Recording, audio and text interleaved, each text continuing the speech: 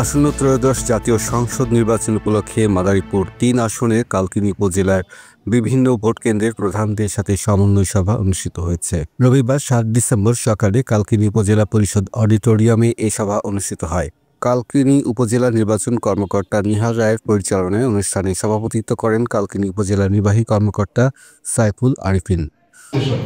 ওইরকম একটা প্রোগ্রামে সেখানে এসেছি। আমি আসলে রাতারাতি ১ মাস ২ মাসের ভিতর প্রক্রিয়া অনুসরণ করে আপনাদেরকে আনার আজকে মূল এখানে আপনাদেরকে ইনভাইট করার মূল উদ্দেশ্য হচ্ছে আমরা যারা উপজেলায় এই সংশ্লিষ্ট দপ্তরের কর্মচারী কর্মকর্তা যাই বলেন না কেন আমরা যারা আছি আমরা আসলে ভোট কেন্দ্রের প্রাথমিক সমস্যাগুলো সম্বন্ধে শুনতে চাই। ঠিক আছে, ভোট কেন্দ্রগুলো আমাদের এখানে মোট 5টি ভোট কেন্দ্র আছে, আপনারা শুনেছেন। এর ভিতরে ভোট কেন্দ্রে যে বিষয়গুলো থাকে, ভোট কেন্দ্রের নিরাপত্তা, এটা হচ্ছে একটা মূল কনসার্ন নিরাপত্তার ক্ষেত্রে। এবং আমি যে জিনিসটা বুঝি 3টা বিষয় এখানে মোটা দাগে আমার কাছে মনে হয় রয়েছে। এক হচ্ছে বাউন্ডারি ওয়াল ভোট কেন্দ্রে, 2 হচ্ছে আপনার ভোট কেন্দ্র পর্যন্ত পৌঁছানোর যে রাস্তা বা যোগাযোগ ব্যবস্থা, এবং 3 হচ্ছে ভোট কেন্দ্রের অভ্যন্তরীণ যে আপনার নিরাপত্তা ব্যবস্থা বা সিকিউরিটি সিস্টেম ইন্টারনালি যেটা থাকে।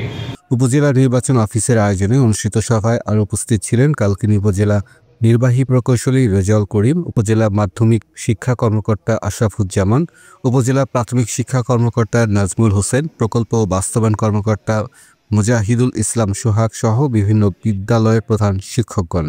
সভায় বিভিন্ন ভোট কেন্দ্রের প্রতিবন্ধকতাগুলো তুলে ধরার পাশাপাশি সেগুলো সমাধানের আশ্বাস প্রদান করা হয়।